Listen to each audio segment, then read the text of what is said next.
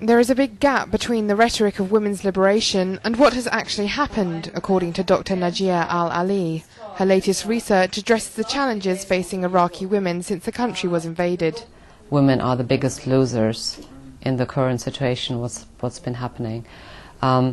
It's very important to put historical context to it, because people, when they think Iraq, they think Muslim country, and they think, Afghanistan, and they think, women were oppressed before.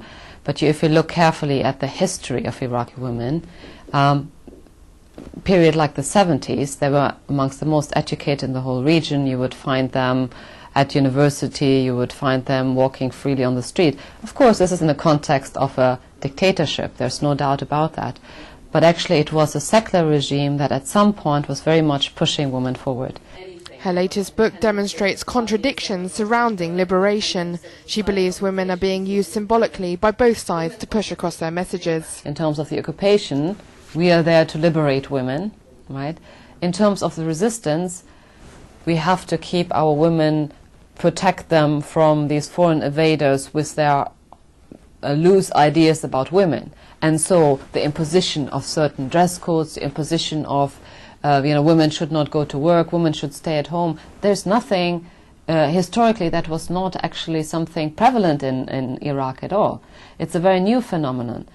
Now, we know that, for instance, in Basra, in Basra last year alone, 133 women were killed by various Islamist groups for not being Islamic enough. Other problems surround constraints on education, something that was actively encouraged prior to the war.